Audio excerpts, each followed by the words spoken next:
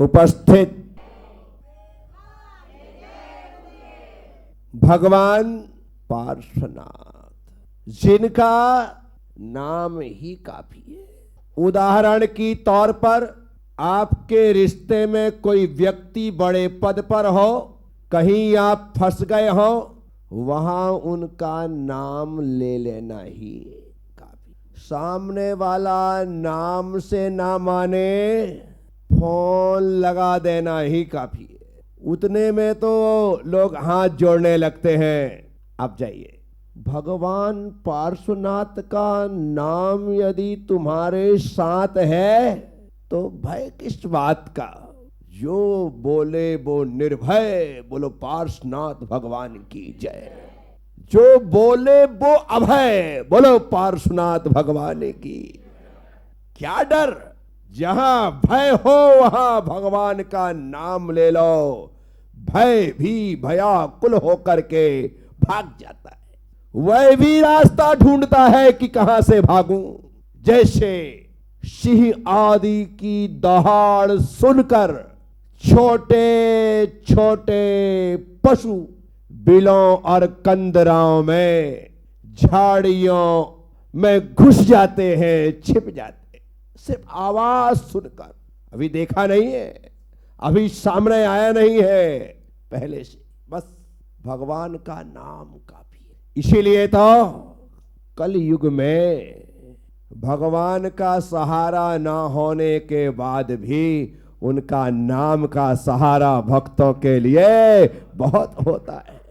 यदि हम सुबह उठने के साथ ही भगवान का नाम लेते हैं, रात सोने के पहले भगवान का नाम लेते हैं, तो बात क्या है? बात यही है कि इस कलयुग में बस तेरे नाम का सहारा है। तो नाम नाग दमनी हृदय पुंस, आपका नाम ही नाग दमनी मंत्र है। इसीलिए यदि पार्श्वनाथ भगवान की स्तुति करते हुए पंडित दयानंद राय जी कह रहे हैं, महाचोर को वज्र को भय निवारे, महापौन के पुंज ते तू उबारे, महाक्रोध की अग्नि को मेघधारा, महालोभ शैलेश को वज्र भारा। महाचोर व्यक्ति पास में कुछ हो तो उससे हमेशा चोरों का खटका बना रहता है। आसपास भले साहूकार हों, आसपास भले भले लोग हों, आसपास भले अच्छे लोग हों, लेकिन माल होने पर आदमी चौकन्ना रहता है। यहां देखता है, वहां देखता है, चारों तरफ रखता है और अपनी संपत्ति को, अपनी दौलत को, अपने माल को, अपने सोने चांदी या रुपया पैसे को बहुत संभाल करके रखता है। कौन से जेब में? कमाल है। चोरों से बचाने के लिए चोर जेब बना दी गई। मैं सोचता हूं कि कमाल है, तेरे पास जो जेब है वो चोर जेब है, बाकी ये जो जेब है, दो साइड की, एक दो पीछे की, ऊपर की, बंडी की, ये सारी की सारी जेबें साहूकार है। सब जेबों में सिर्फ एक ही जेब है जिसका नाम है चोर जेब। है ना विचार करने जैसी बात। लोगों के ख्याल में नहीं आता होगा कि चोर जेब बना दी। अने चोर जेब उसे कह दिया गया। उदाहरण की तौर पर जिसमें साबुन रहती उसे साबुनदानी कहते हैं, जिसमें पान रहता उसे पानदान कहते हैं, लेकिन जिसमें आदमी रहता उसे मच्छरदानी कहते हैं।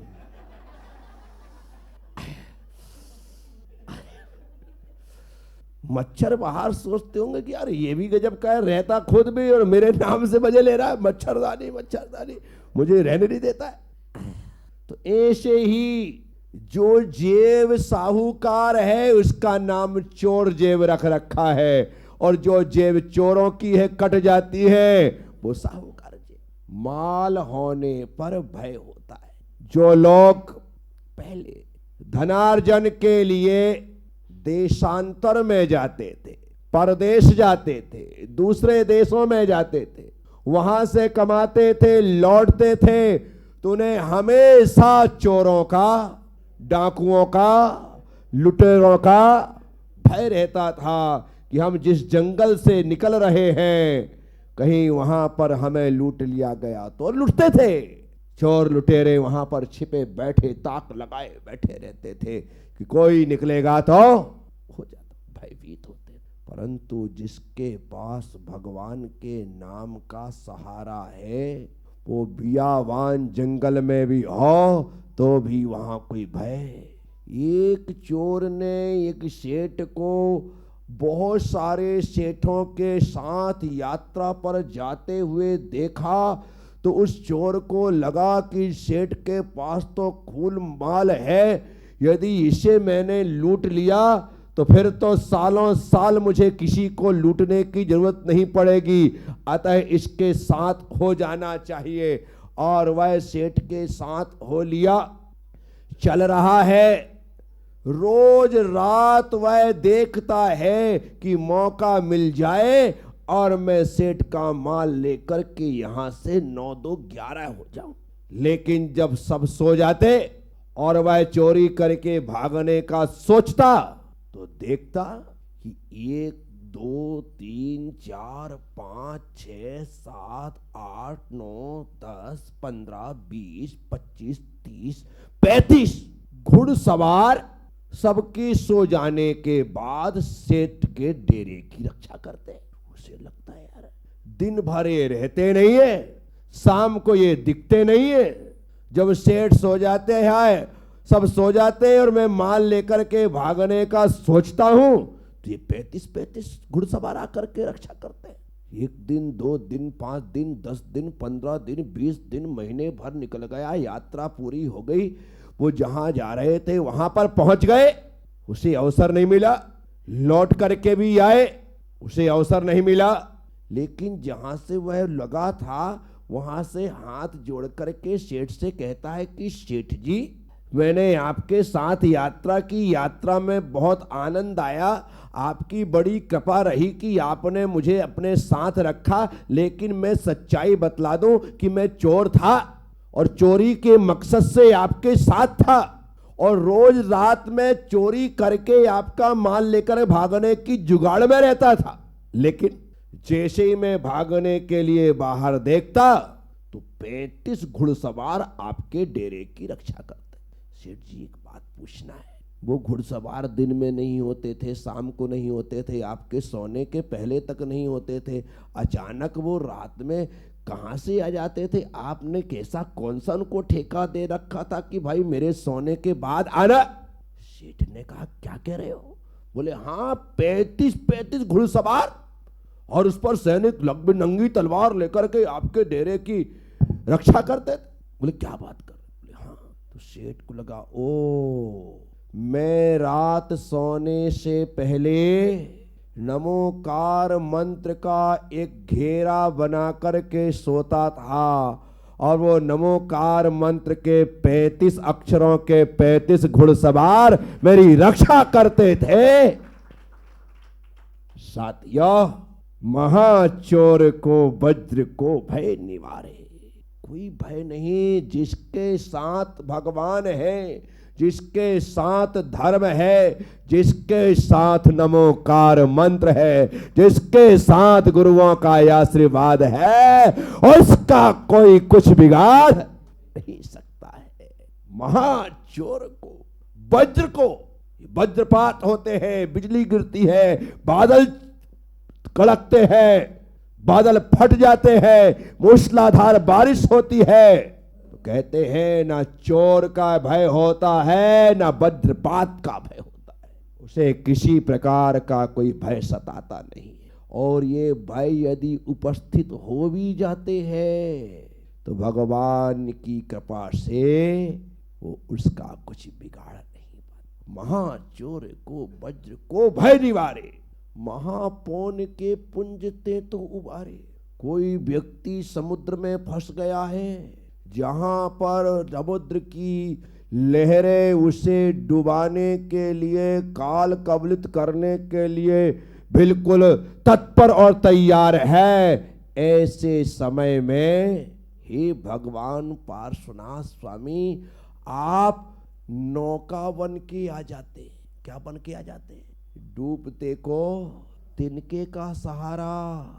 जब तिनका डूबते को सहारा दे सकता है तो हमें तो डूबते को पारस का सहारा, जिसे भगवान पारसनाथ का सहारा हो, वो कैसे डूब सकता है। जब तिनका बचा सकता है तो इनका नाम क्यों नहीं बचा सकता है। तिनका इनका क्या नाम, भगवान का नाम हमें संसार सागर से बचा लेता है, डूबने से बचा लेता है। कैसी भी स्थिति और परिस्थिति हो, भगवान का नाम सहायक। एक नाव में बहुत से लोग सवार थे, उसमें एक साधु भी सवार था। नाव चल रही थी, बीच धार में जब वह नाव पहुंचती है तो अचानक आंधी तूफान, नाव डगमगाने लगती है। सभी लोग भगवान को याद करने लगते, प्रार्थना करते कि हे प्रभु बचा ले, हे प्रभु बचा ले, हे प्रभु बचा ले। सब कर रहे, लेकिन साधु को कोई फर्क ही नहीं पड़ रहा है। वो प्रार्थना ही नहीं कर रहा है, इत्मीनान से बैठा है, आनंद से भरा। लोगों को बड़ा गुस्सा आया। सारे के सारे लोग मौत के मुंह में हैं, सब लोग भगवान से प्रार्थना कर रहे हैं, और जिसकी प्रार्थना भगवान सुन सकता है वो साधु बिल्कुल मौन बैठा है। अरे इसे तो पहले खड़े होकर के प्रार्थना करना चाहिए, कहना चाहिए कि तुम सब बैठ जाओ, तुम्हारी बात भगवान थोड़ी सुनने वाला है, मेरा तो उससे डायरेक्ट संबंध है। और जिसका डायरेक्ट संबंध है वो कुछ भी नहीं कर रहा है, मजे ले रहा है। अरे वाह क्या आनंद आ रहा है? लोगों को गुस्सा आया, और गुस्सा क्या आया, उन्होंने साधु को भला बुरा कहना प्रारंभ कर दिया। लेकिन साधु तो साधु था, उसे ना भले में खुशी हो रही थी ना बुरे में दुख हो रहा था। तुम्हें जो कहना है कहो, तुम्हारा मुंह है, मुंह मैं किस किस का मुंह बंद करूंगा।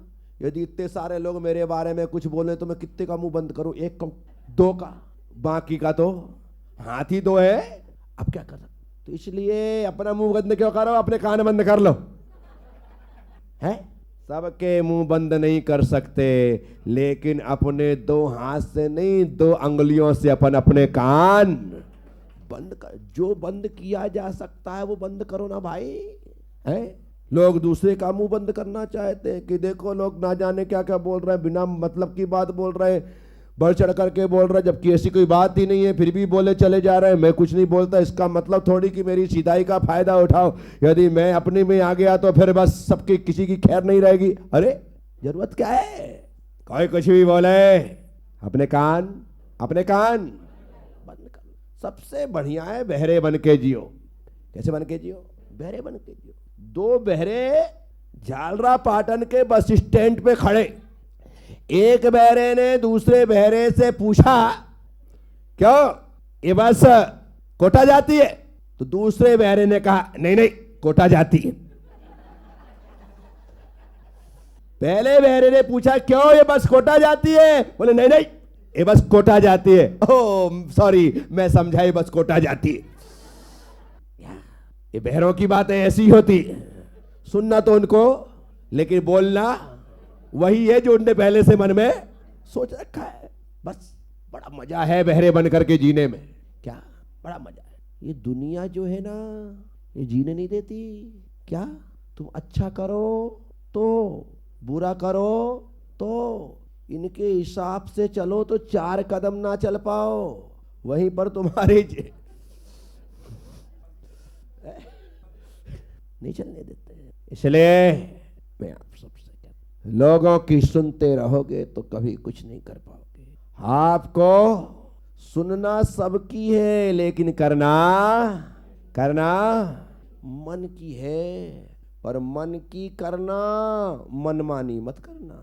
मन की करना, हाँ मन की करना एक बात है, और मनमानी करना, क्योंकि मनमानी जो है वो नादानी में होती है। मनमानी जो है वो नादानी में होती है। नादानी में हुई मनमानी निश्चित तौर पर शैतानी कहलाती है। क्या? शैतानी कहलाती है। और कुछ कुछ लोग तो उसे कारस्तानी भी कहते हैं। क्या?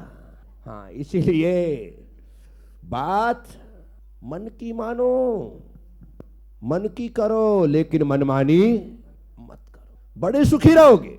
हमारे दुख का कारण एक ही है कि हम मन की नहीं करते, मनमानी करते। और मनमानी करना नादानी है, शैतानी है, कारस्तानी है।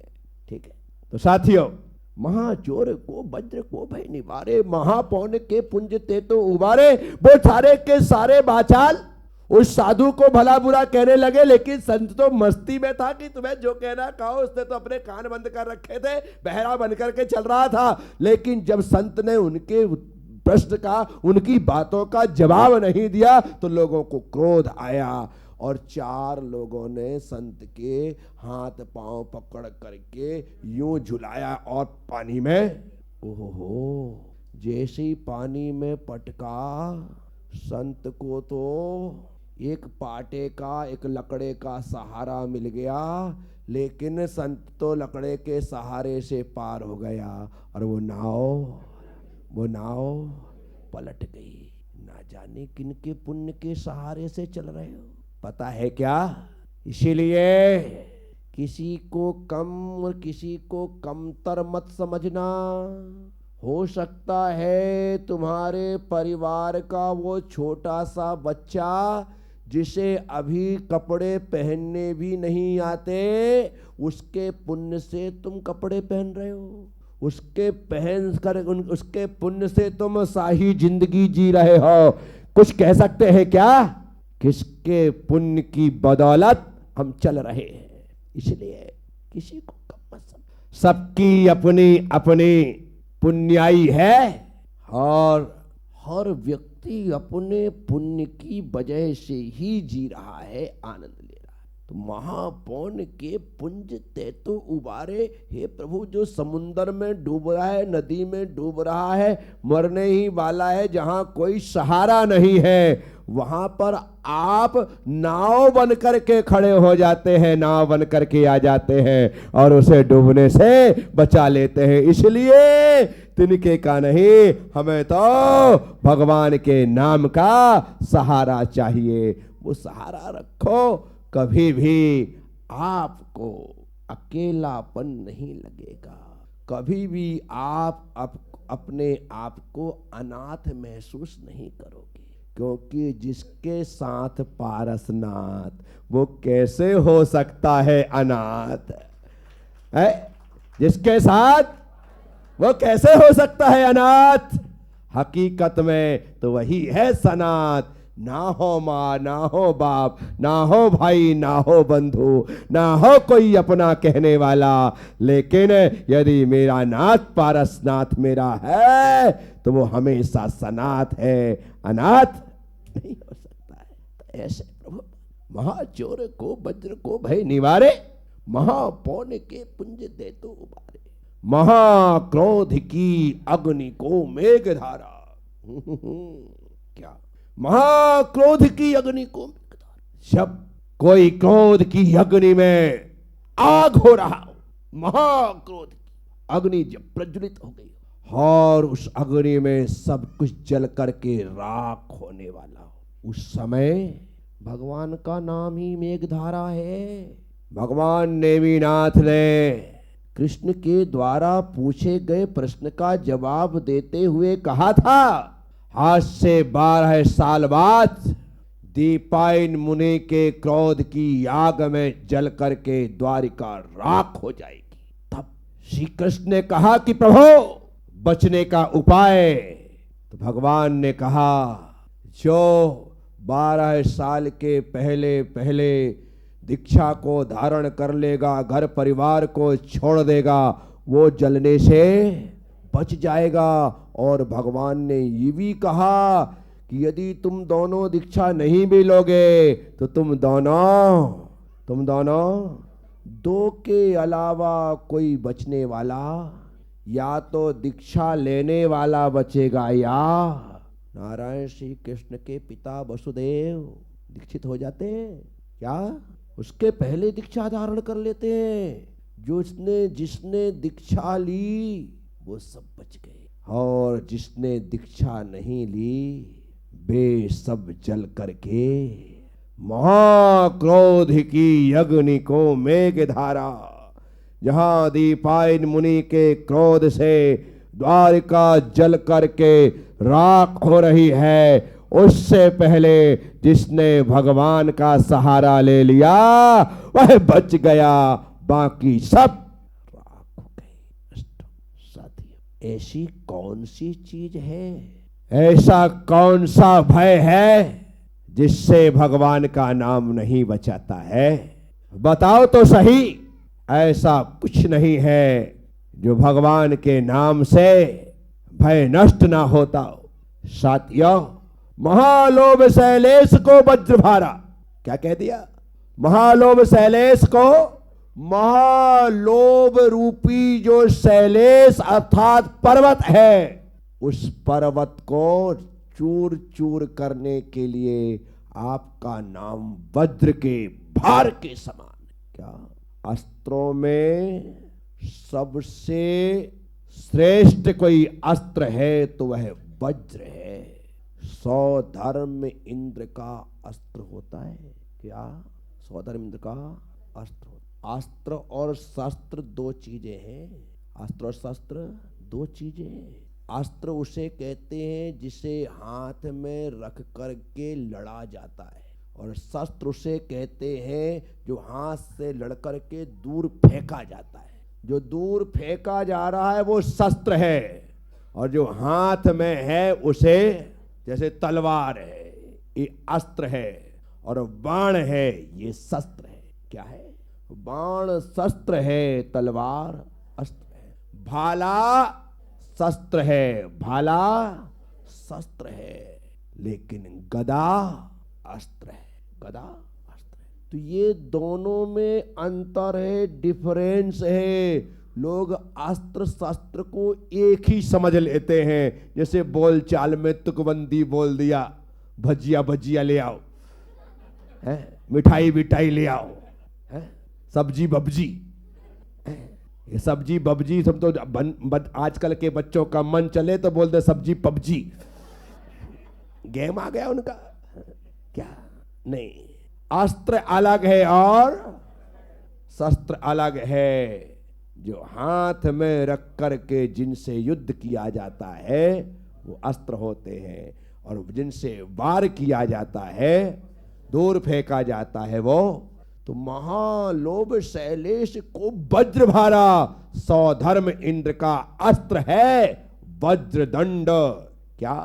वज्र। उसी वज्र से 100 धर्म इंद्र भगवान के चरण चिन्ह अंकित करता है। निर्वाण कल्याणक की पूजा के बाद उस शस्त्र से, उसी से वह चरण चिन्ह बनाता है, और चरण चिन्ह बना करके फिर उनकी आराधना दिव्येणे गंधेणे दिव्येणे चुन्नेणे दिव्येणे न्याणेणे दिव्येणे पुब्बेणे दिव्येणे दीवेणे दिव्येणे धूबेणे दिव्येणे वासेणे, ऐसा दिव्य दिव्य जल से, दिव्य गंध से, दिव्य अक्षत से, दिव्य पुष्प से, दिव्य नैवेद्य से, दिव्य दीप से, दिव्य धूप से, दिव्य फल से 100 धर्म इंद्र उनकी पूजा कर। साथियों, तो लोभ रूपी शिखर को चूर चूर करने के लिए भगवान का नाम वज्र के समान है। अब यहां पर वज्र, वज्र विषमनारा सहनन से संबंधित यदि हम माने तो हमें हनुमान जी का वह चित्र अपनी आंखों के सामने खींचना पड़ेगा कि वे अपनी मां और अपने मामा के साथ विमान में बैठ करके जा रहे। अभी उनकी उम्र 2-4 दिन की जरा छोटी सी है, और उस विमान में लगे हुए रत्नों को, मोतियों को देख करके उन्हें वो पकड़ने की चेष्टा करते हैं, और जैसी चेष्टा करते हैं कि मां की गोद से नीचे गिर। मां को लगा इतने ऊपर से जितने नीचे बच्चा गिरे तो क्या लगेगा कि नहीं, मेरा बच्चा तो मर ही नहीं सकता, मेरे बच्चे का तो कुछ हो ही नहीं सकता। ऐसा लगा। मां धक्क रह गया, रोने लगी। यहाँ जो धर्म का भाई बनाया गया था वो भी चिंतित हो गया कि ओ कैसा अभागा हूं मैं कि मैं अपनी बहन के इस बेटे को अर्थात अपने भांजे को नहीं बचा पाया। वह भी एकदम से व्याकुलित हो गया। विमान को नीचे उतारा गया, और जब विमान नीचे आया तो उनकी आंखों को विश्वास नहीं हुआ कि जिसके लिए हम सोच रहे थे कि इसकी तो हड्डियां चूर चूर हो गई होंगी, लेकिन उसकी हड्डियों से शिला चूर चूर हो जाएगी, उन्होंने ऐसा नहीं सोचा था। महालोभ शैलेश को वज्र भारा। जिस प्रकार से हनुमान के उस वज्र सम नाराज सहनन से युक्त शरीर ने शिला को चूर चूर कर दिया, उसी प्रकार से जो अपने मन को भगवान के नाम से वज्र सब नाराज सहनन से युक्त कर लेता है, क्या यूं अभी नहीं हो सकता, लेकिन भगवान के नाम रूपी वज्र सब नाराज सहनन से जब एक भक्त का मन मजबूत हो जाता है तो उसके लोभ का पहाड़ चूर चूर हो जाता है। साथियों, बहुत ही अच्छी स्तुति पंडित ध्यानत राय जी ने लिखी है। वर्षों से पढ़ रहे हैं ना हम, परंतु कभी इसके अर्थ की ओर हमने ध्यान ही दिया ही नहीं, क्योंकि हमें लगता है अर्थ पर ध्यान देना ही व्यर्थ है। ये तो हिंदी का है, हमको तो सब आता है, इसमें है क्या, है तो हिंदी का ही ना, कोई संस्कृत का थोड़ी है, हमें तो सब आता है। लेकिन इनके रहस्य को जानना समझना कितना जरूरी होता है। महाचोर को वज्र को भय निवारे, महापौने के पुंजते तो उबारे, महाक्रोध की अग्नि को में के धारा, महालोभ शैलेश वज्र भारा। हे प्रभु पार्श्वनाथ, आप सदा काल मेरे साथ रहना। हे प्रभु पार्श्वनाथ, आप सदा सदा मुझे अपने पास रखना, अपने चरणों में बिठा करके रखना। चरणों में जगह ना हो तो द्वार पर ही बैठने की अनुमति दे देना। मैं आपके द्वार पर बैठ करके ही आपका दीदार करता रहूंगा, आपको देखता रहूंगा। दूर से ही सही आप दिखाई देंगे, बस पर्याप्त है मेरे मालिक, मेरे प्रभु। इससे ज्यादा मुझे और कोई भी तमन्ना नहीं है और कोई मेरी इच्छा नहीं है। बस तो दिखता रहे, दिखता रहे, दिखता रहे, दिखता रहे। तो दिखता रहेगा तो मैं मान के चलता हूं कि ये अदना सा भक्त भी दुनिया को दिखता रहेगा। बस मेरी आंखों से तू कभी ओझल मत होना।